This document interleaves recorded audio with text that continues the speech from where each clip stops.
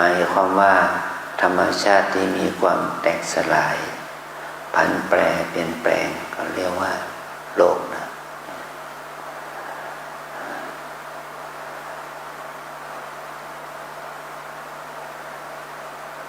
ทำไมมันจึงเรียกว่าโลกเพราะมันเป็นสภาพที่มีความเกิดแตกดับเราจะมองเห็นว่าชีวิตเราเนี่ยมีความผันแปรเปลี่ยนแปลงแตกดับอยู่กันทุกๆคนแหละบางคนก็แตกดับกันมากหน่อยผันแปรมากหน่อยป่วยไข้เป็นโรคภัยไข้เจ็บถึงแก่กรรมถึงแก่ชีวิตแต่พวกเราบางคนก็ป่วยไข้ไม่สบายเข้าโรงพยาบาลหาหมอบางคนก็เพียงแค่ปวดจิตไม่ครบทางด้านร่างกายก็บำบัดรักษาบีบนวดก็หายแต่เราทั้งหลายยังมีโรคอีกประเภทหนึ่งนะเรียกว่าที่เราได้ยินคำพุทธภาษิตว่าอโรคยาปนมาราภาอโรคยาปนมาราภาเนี่ยความไม่มีโรคเป็นลาภอย่างยิ่ง คำว่าโรคตัวนี้มุ่งหมายถึงโรคที่เป็นโรคคือกิเลสนะโรคทางใจเป็นกิเลสว่าพอเราเป็นโรคทางกายก็ต้องมีเชื้อโรคนะป่วยไข้ไม่สบายเขาก็เอาเลือดไปตรวจบ้างแล้วก็หาเชื้อมาก็โรคที่เราเป็นนี้มีเชื้อจากนี้ก็เขาก็เมื่อรู้จากเชื้อแล้วก็เขาก็ตรงยาฆ่าเชื้อให้เราทานยาฆ่าเชื้อ5 วันบ้าง7 วันบ้าง15 วันบ้าง1 เดือนบ้างเนาะก็รู้สึกว่าร่างกายก็ดีขึ้นเป็นปกติแต่ถึงอย่างนั้นมันก็มีเชื้อโรคในตัวเราขณะเดียวกันนั้นร่างกายของเราก็สร้างภูมิคุ้มกันสามารถที่จะระงับเชื้อโรคเหล่านั้นไม่ให้เกิด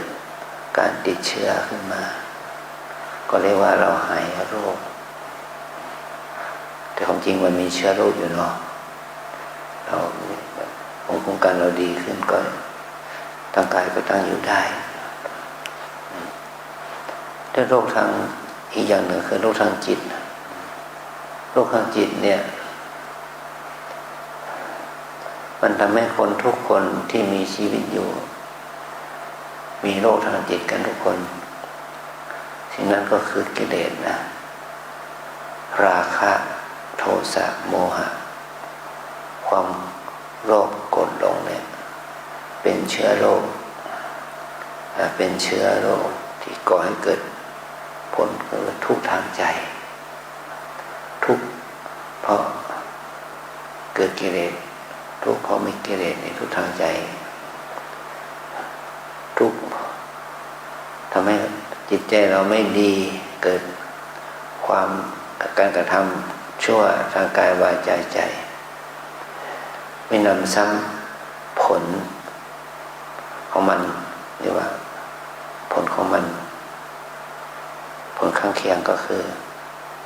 พอให้เรามีความแก่ความเจ็บความตายเนี่ยเป็นผลนะ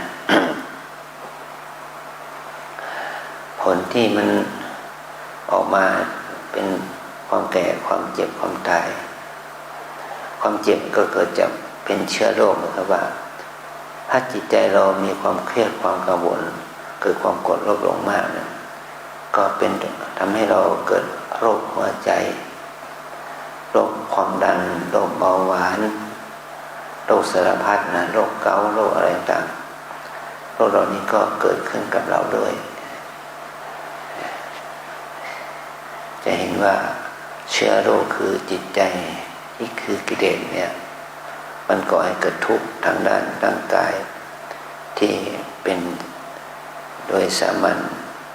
ก็มีทำให้เกิดทุกข์ทางด้านร่างกายก่อนเกิดความเป็นพิเศษก็มี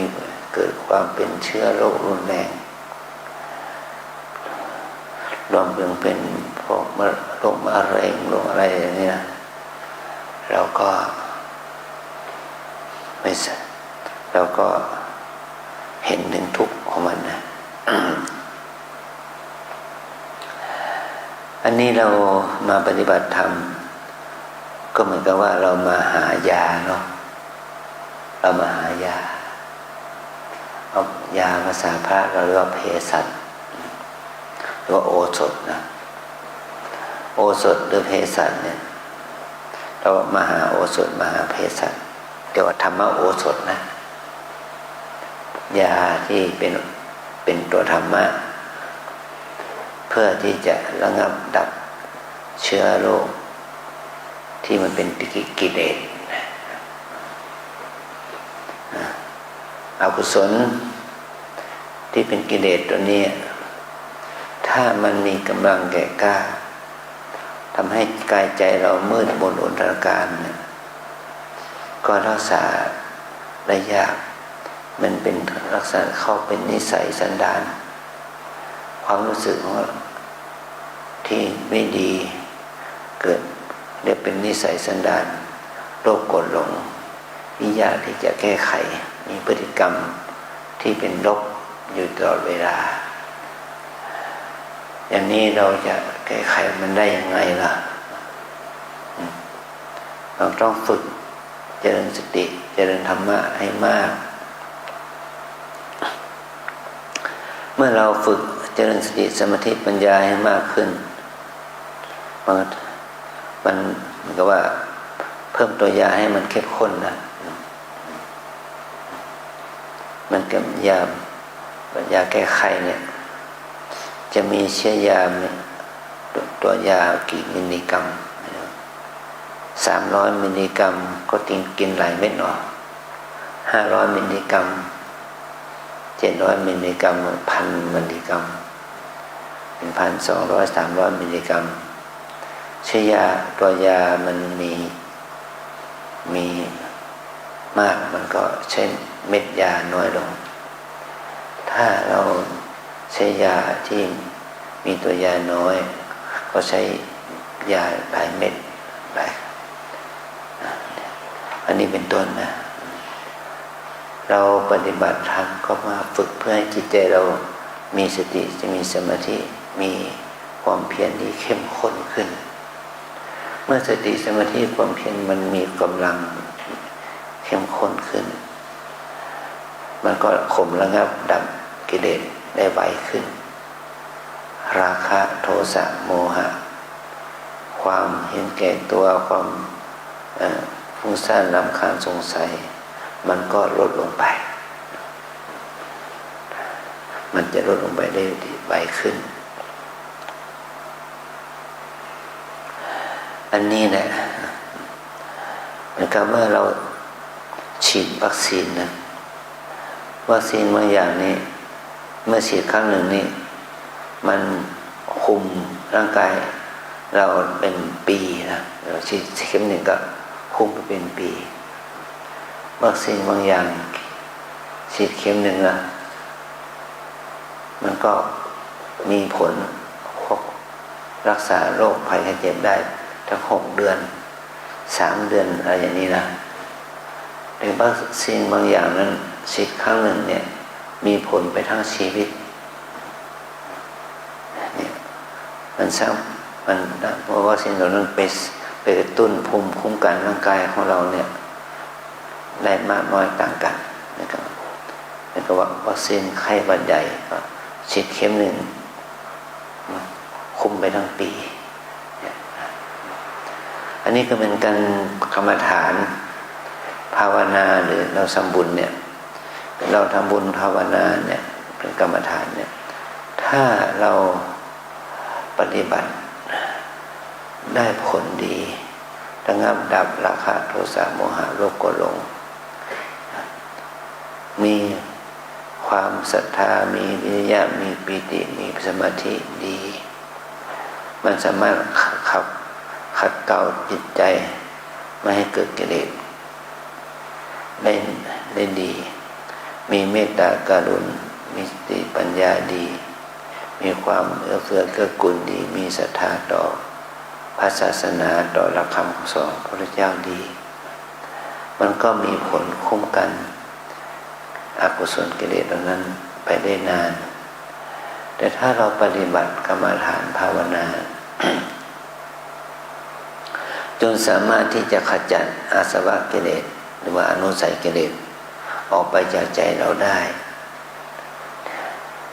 มันก็ขจัดได้อย่างสิ้นเชิงเป็นสมุจเฉทประหารมันขจัดได้อย่างสิ้นเชิงเนี่ยที่เราเรียกว่าบรรลุมรรคผลบุญกุศลนั้นก็จะคุมจิตใจเรานะคุมคติสันดานจิตนิสัยของเราให้กิเลสมันจะไม่เกิดอีกต่อไปจะเกิดน้อยลงจนถึงพระอรหันตมรรคอรหันตผลเกิดขึ้นมันก็ขจัดกิเลสออกไปจากคติสันดานจากจิตใจเรามันหมดสิ้นไปจิตใจสะอาดบริสุทธิ์แล้วเราจะสามารถขจัดอาสวะกิเลสนั้นได้อนุสัยกิเลสนั้นได้หรือไม่ล่ะก็มันก็ได้ต่อมันได้ก็ต่อเมื่อเรามีอินทรีย์มีบารมีธรรมมากพอนะมากพอที่เราเรียกว่ามีบารมีธรรมมากพอนะครับว่าเราทำบุญทำทานจนสามารถขจัดความตนีความหวงแหน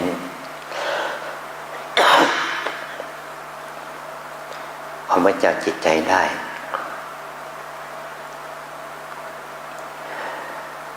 เนี่ยมัจฉริยะความตนีหวงแหนก็หมดออกมาจากจิตใจได้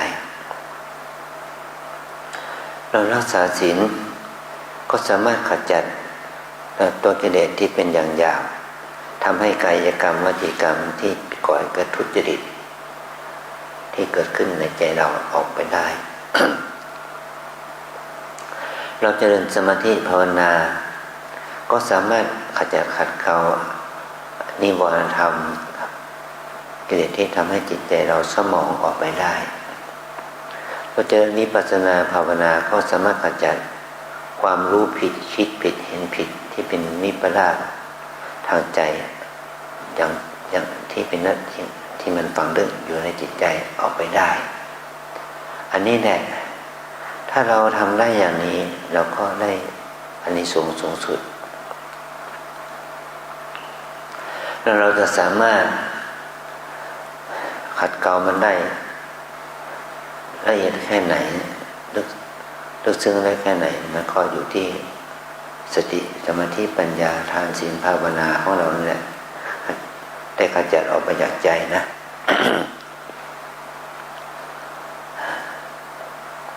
บุคคลที่เป็นพระที่ได้เป็นพระพุทธเจ้าท่านก็ได้สร้างสมบารมีทานศีลทานบารมีศีลบารมีเนคขมมะแปลว่านิสัยแห่งการออกจากกามวิริยะความเพียรปัญญาความรู้ชัดรู้แจ้งแล้วก็ขันติความอดทนสัจจะความจริงแล้วก็อธิษฐานจิตตั้งมั่นเมตตาอุเบกขาเนี่ยขจัดตัวโมหะตัวโทสะออกไปได้จนมีกำลังบารมีมากพอก็สามารถที่จะได้เป็นพระพุทธเจ้าได้สร้างบารมีที่ว่า4 อสงไขยแสนกับอย่างนี้ถ้าเราได้สร้างบารมีสร้างสมคุณงามความดีบารมี10 ประการนี้มากพอเราไม่ได้อธิษฐานเป็นพระพุทธเจ้า เราก็อธิษฐานเป็นพระสาวกของพระพุทธเจ้าอธิษฐานเพื่อเราให้เราเห็นแจ้งในทุกข์เห็นให้เกิดทุกข์เห็นแจ้งในอริยสัจธรรมได้มันก็ทำให้เราหมดกิเลสอกุศลทั้งหมดทั้งมวลได้มันเหมือนกับว่าเราได้สร้างสมความดีงามมากพอถ้าเรามาปฏิบัติมันสร้างสมความดีงามบารมีธรรมไม่มากพอเราก็สามารถข่มระงับอกุศลข่มระงับกิเลสทั้งหมดทั้งมวลลงไปได้แต่มันไม่สามารถที่จะขจัดรากเหง้าของกิเลสได้นี่ก็คือผลในการปฏิบัติกรรมฐานเนี่ยมันก็มีผลตามฐานะภาวะนะ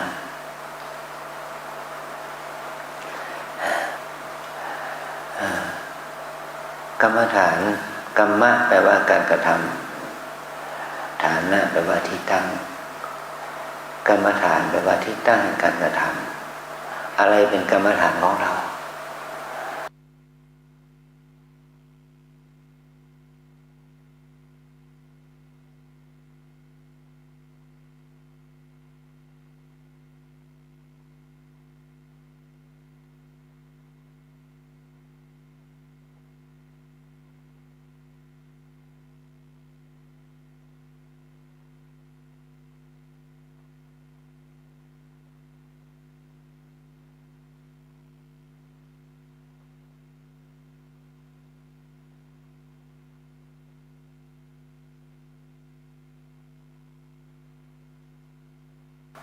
นี่แหละนะ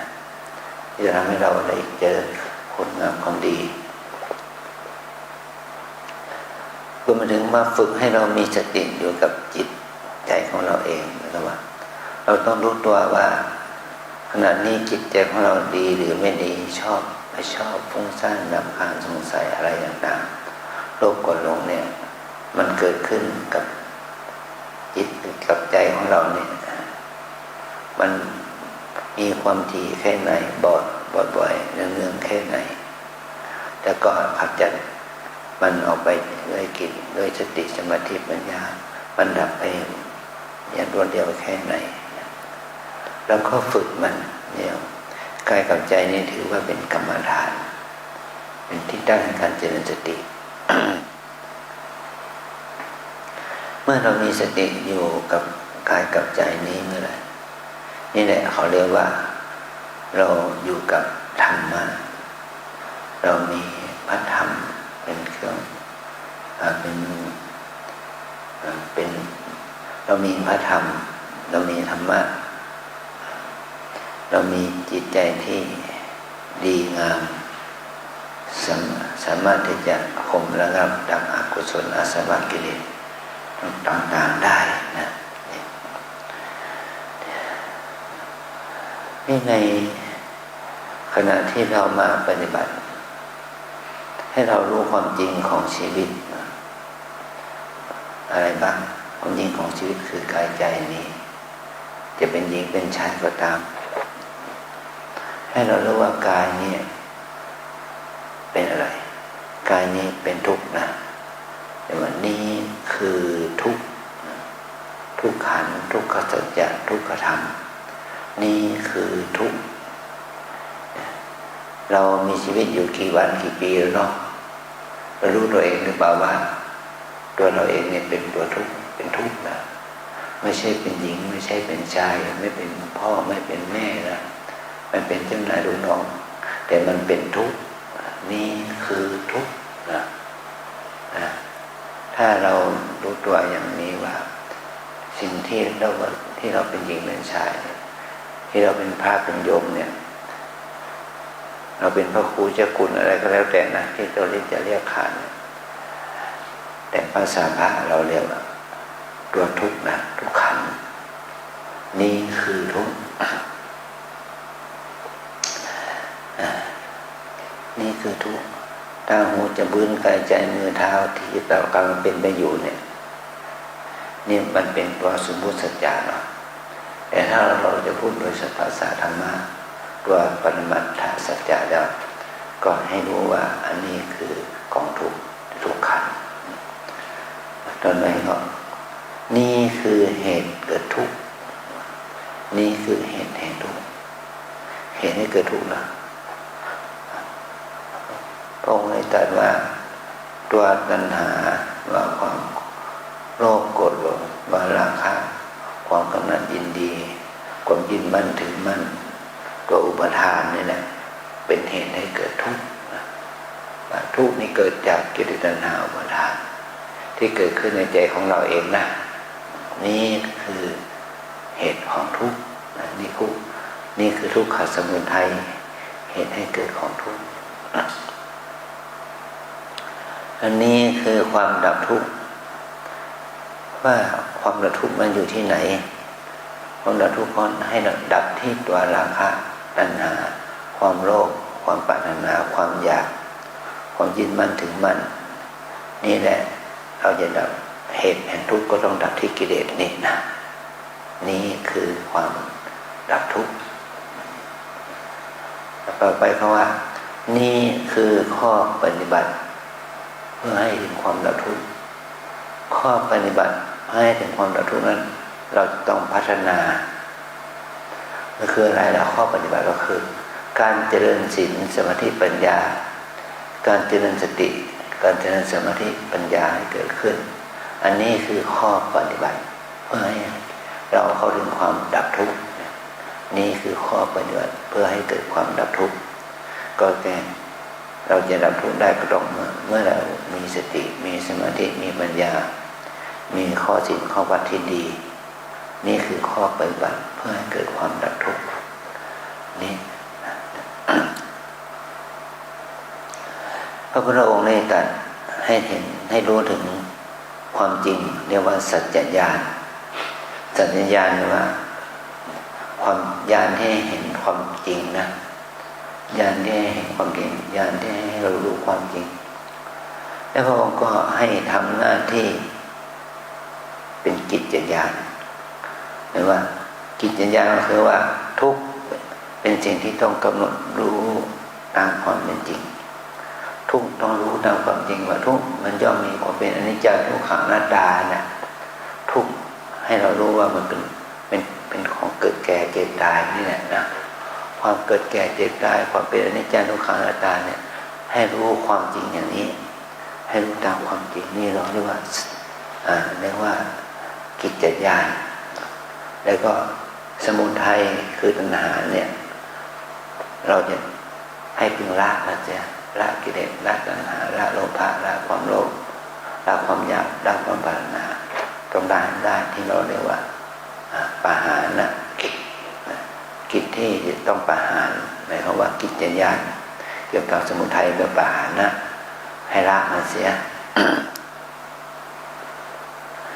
แล้วก็นิโรธล่ะ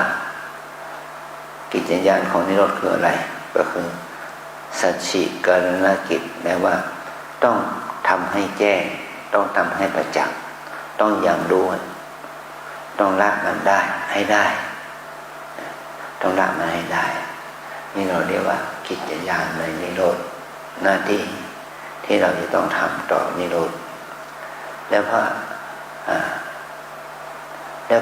มรรคล่ะเป็นภาวนากิจภาวนากิจว่าต้องทำให้เจริญก็หมายความว่าเรามาปฏิบัติธรรมเนี่ยเรามาฝึกให้สติเจริญฝึกให้สมาธิเจริญฝึกให้ปัญญาเจริญฝึกให้ศีลสมาธิปัญญาเจริญนะมรรคมีองค์แปดก็คือฝึกให้มรรคเจริญขึ้นให้มันมีกำลังมากขึ้นนี่เราเรียกว่าภาวนากิจนะภาวนากิจถ้าเราทำกิจในอริยสัจสี่ได้ดีแล้วตั้งแต่ระดับต่ำระดับกลางระดับสูงสุดได้ดีแล้วนั่นแหละเราเรียกว่าเราได้บรรลุธรรมเราได้ถึงธรรมนะเราเรียกว่ากัตตญาณญาณก็คือปัญญาที่รู้ว่าตัวเองทำกิจตรงนี้เสร็จเรียบร้อยแล้วนะเสร็จเรียบร้อยแล้วเป็นกัตตญาณทุกเป็นสิ่งที่เราได้รู้ด้วยทั่วทวนแล้วสมุทัยเป็นสิ่งที่เราละได้แล้ว นิโรธเป็นสิ่งที่เราทำให้แจ้งแล้วมรรคเป็นสิ่งที่เราได้เจริญแล้วอย่างนี้นะอันนี้เป็นพระธรรมที่พระพุทธเจ้าได้ทรงแสดงอริยสัจสี่ในธรรมจักรกับวัฏวัตนสูตรนั่นนะเราก็เอามาประยุกต์ใช้กับตัวเราเองบ้างนี่คือทุกข์ก็คือว่าขันธ์ห้าเนี่ยร่างกายและจิตใจเนี่ยนี่คือทุกข์ความแก่ความเจ็บความตายเป็นทุกข์ความเกิดแก่เจ็บตายเป็นทุกข์แล้วก็ความพลาดพลาดจากสิ่งที่รักปรารถนาสิ่งใดไม่ได้ดังใจเป็นทุกข์ประสบกับสิ่งไม่น่ารักเป็นทุกข์ความยึดมั่นถือมั่นในขันธ์ห้านี่เป็นทุกข์เป็นสิ่งที่เราต้องรู้เราต้องศึกษาต้องทำให้เราเข้าใจ เมื่อเราได้มาปฏิบัติเราจะเจอทั้งทุกขเวทนาสุขเวทนาทั้งปวดทั้งเจ็บทั้งเมื่อยครบรอบคุณแม่ทั้งหลายล่ะปวดเจ็บไหมครับปวดเจ็บไหมคุณแม่ทั้งหลายต้องอดทนนะเนี่ยเกิดเวทนานะเกิดทุกขเวทนาจำเป็นต้องเอาเก้าอี้มานั่งนะ เนี่ยความป่วยไข้ไม่สบายแต่ต้องอดทนนะว่ามีขันธ์ก็มีทุกข์นั่นแหละมีกายก็มีทุกข์นั่นแหละเราอดทนเอานะต่อสู้กับสิ่งที่มันเป็นชีวิตของเราอย่างนี้เอาใจใส่ตัวเองอย่างนี้นี่เราก็ทำให้ร่างกายนั้นสามารถประคองอยู่กับปัจจุบันอารมณ์ได้นี่กรรมฐานแบบนี้แปลว่าการงานของจิตเนี่ยเป็นกรรมฐานที่เราจะได้ฝึกให้เกิดสมาธิได้ปัญญาด้วยอาศัยฐานศีลนะเราสมาทานศีลเป็นที่เรียบร้อยแล้วศีล 8เนี่ยเป็นข้อปฏิบัติเป็นข้อที่เราจะต้องสมาทานด้วยความเต็มใจถือเอาด้วยดีซึ่งข้อศีล 8ซึ่งข้อศีลถึง 8 ข้อเนี่ยแล้วก็เราก็เข้ามาสู่การฝึกเจริญสมาธิเพื่อให้เรามีสมาธิเพื่อจิตสงบจากนิวรณธรรม5ประการก็คือชอบไม่ชอบง่วงฟุ้งสงสัยนะถ้าเรารู้สึกชอบมันเกิดกัมมันฉันทะราคะความโลภความอยากได้เนี่ยคือเป็นเหตุให้เกิดทำให้จิตใจเราขาดสติขาดสมาธิขาดความเพียรไม่ชอบเกิดมีโทสะพยาบาทโกรธเกลียดชังไม่ยินดีเมื่อร่างกายของเราเป็นโรคนั้นโรคนี้เราก็ไม่ชอบนะเราก็ต้องอดทนเนี่ยไม่ชอบอันที่สามมันง่วงเหงาหอนอนเกียจคร้านเมื่อเรามาปฏิบัติธรรมก็เกิดความง่วงเหงาหอนอนเกียจคร้านนะอีหนูนะเห็นไหมอันนี้แหละทำให้จิตใจเราขาดสติสมาธิชอบไม่ชอบง่วงฟุ้งซ่านรำคาญใจเมื่อเรามาปฏิบัติเนี่ยเกิดจิตใจฟุ้งซ่านอยู่บ้านก็คิดถึงวัดอยากจะมาวัดอยู่วัดก็คิดถึงบ้านนะอยากจะกลับไปดูบ้านเป็นอะไรบ้านเป็นยังไงบ้างเนี่ยจะหมาจะแมวอยู่ใครให้เอาอาหารมากินมันบ้างเนี่ยดูแลเรื่องน้ำเรื่องไฟใครจะดูแลเนี่ยอยู่บ้านคิดถึงบ้านอยู่วัดคิดถึงบ้านมันได้บาปนะได้บาปแต่อยู่บ้านคิดถึงวัดยังได้บุญนะ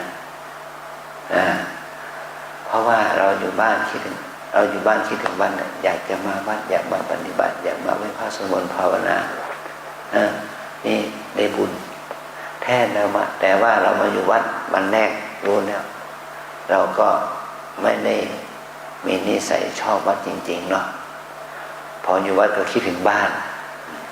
ห่วงรถห่วงบ้านห่วงเข้าของเครื่องใช้จริงไหมวันนี้คิดถึงบ้านเดี๋ยวนี้คิดถึงบ้านมากี่เรื่องกี่ครั้งแล้วอย่างที่อาจารย์พูดเนี่ยไปกระตุ้นต่อมกิเลสของเรานะ คิดถึงบ้านบ้านจะเป็นอย่างไรอันนี้มันจะความฟุ้งซ่านมันเกิดขึ้นมันเป็นอกุศลให้เรามีสติกำหนดความฟุ้งซ่านนั้นความสงสัยลังเลใจเราสงสัยว่าถ้าบางคนมาปฏิบัติธรรมใหม่ๆมาครั้งแรกอันนี้เป็นตัวนี้เราจะมีบุญได้เราปฏิบัติเราเดินจงกรมนั่งสมาธิแค่นี้มันจะเป็นบุญแก่เราได้ยังไงเราปวดเราเจ็บเมื่อยขบมันจะเป็นบุญแก่เราได้ยังไง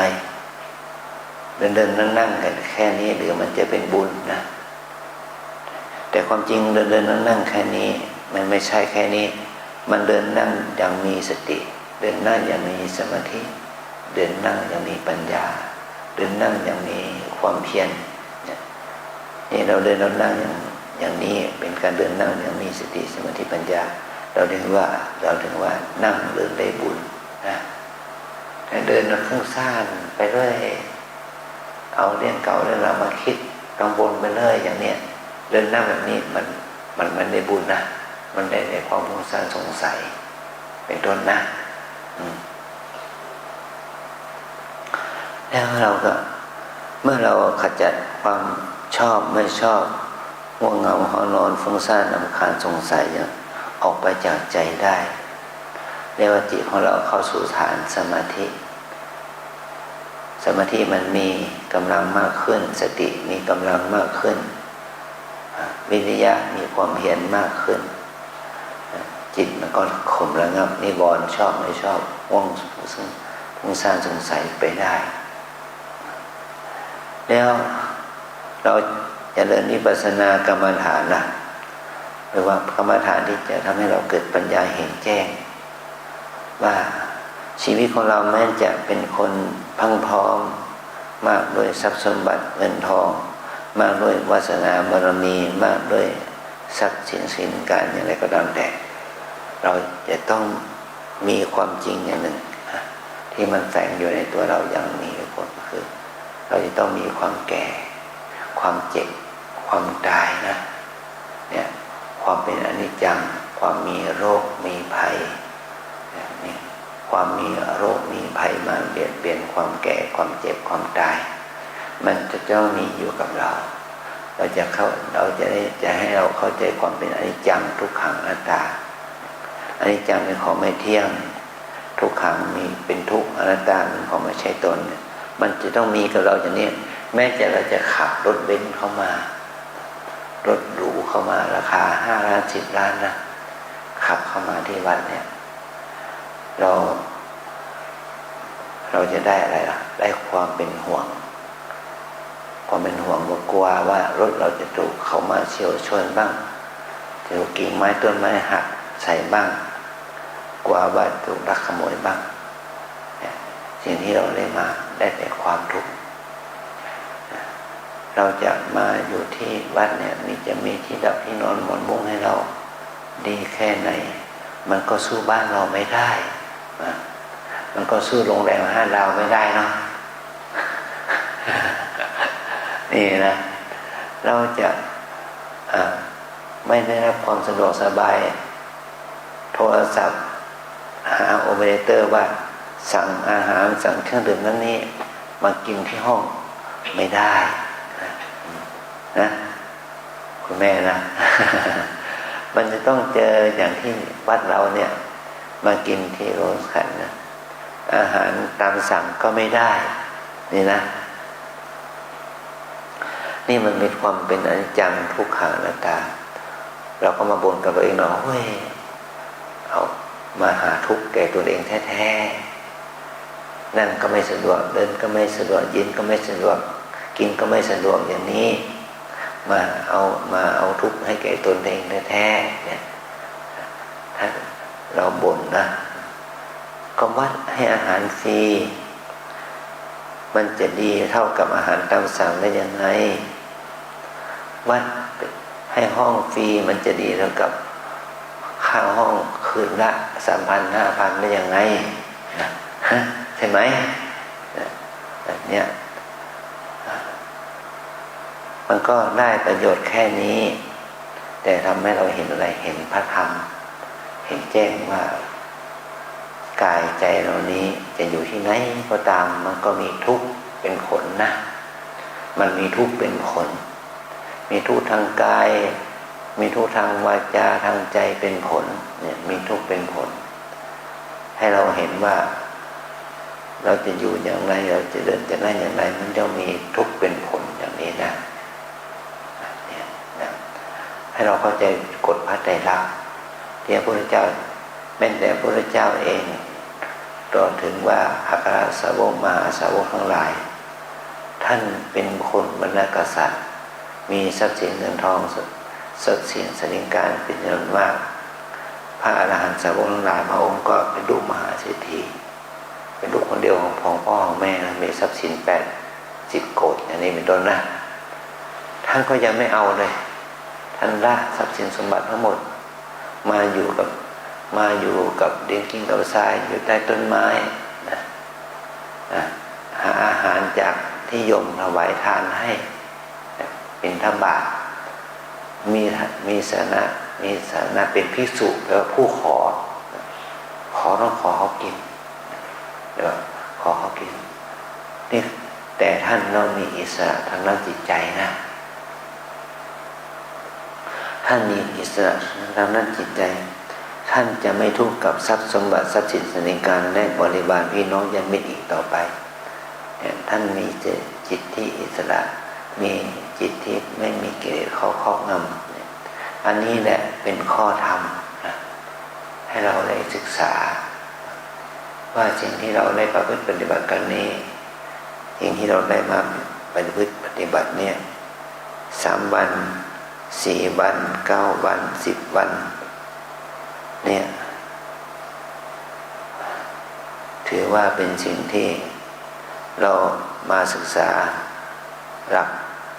ข้อวัดปฏิบัติของ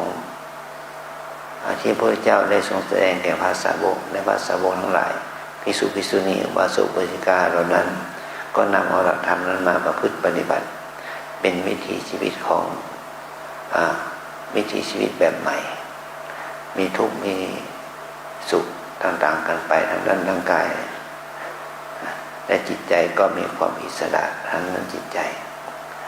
เมื่อเราได้รู้ตรงนี้ก็ขอให้เรานั้นได้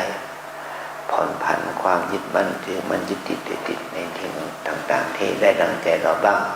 ไม่ได้ดังใจเราบ้างอย่างนี้นะอันนี้เป็นการฝึกเพื่อให้เราเกิดปัญญาวิปัสสนาอย่างนี้นะ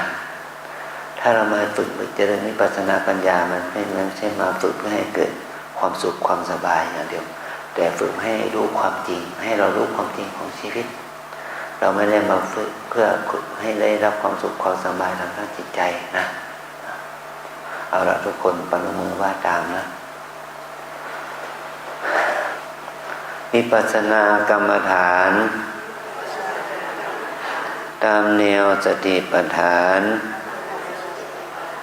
มี4 อย่าง 1 กาย 2 เวทนา 3 จิต 4 ธรรมวิปัสสนากรรมฐานตามแนวสติปัฏฐาน 4 1 กาย 2 เวทนา 3 จิต 4 ธรรม 1 กาย 2 เวทนา 3 จิต 4 ธรรมกายานุปัสสนาเวทนานุปัสสนาจิตตานุปัสสนาธรรมานุปัสสนาจำได้เนาะมีอะไรบ้างนะ1 2 3 4 กายานุปัสสนาหมายถึงว่าระลึกรู้อยู่เนืองๆซึ่งกายเวทนานุปัสสนาก็เป็นระลึกรู้อยู่เนืองๆซึ่งเวทนาจิตตานุปัสสนาระลึกรู้อยู่เนืองๆซึ่งจิตธรรมานุปัสสนาก็ระลึกรู้อยู่เนืองๆซึ่งธรรมสติปัฏฐานมาที่ใต้การเจริญสติคือระลึกรู้อยู่เนืองๆซึ่งกายเวทนาจิตธรรมนี่นะกายก็คือร่างกายที่กว้างศอกยาวหนาคือที่มีใจคล้องนี่แหละขณะที่กราบให้มีสติรู้ถึงการเคลื่อนไหวของมือขณะที่เดินก็ให้มีสติรู้การเคลื่อนไหวของเท้าปล่อยย่างใส่ย่างขณะที่นั่งก็มีสติรู้การพองยุบขณะที่เราทานข้าวล้างหน้าแปรงฟันบนปากก็ให้มีสติรู้ถึงอาการเคลื่อนไหวของร่างกายแต่ละส่วนนะตั้งแต่ตื่นนอนถึงดับนอนเนี่ยเราจะมีอาการเคลื่อนไหวของกายอยู่ตลอดเวลาก็ให้เรามีสติอยู่กับอาการเคลื่อนไหวของกาย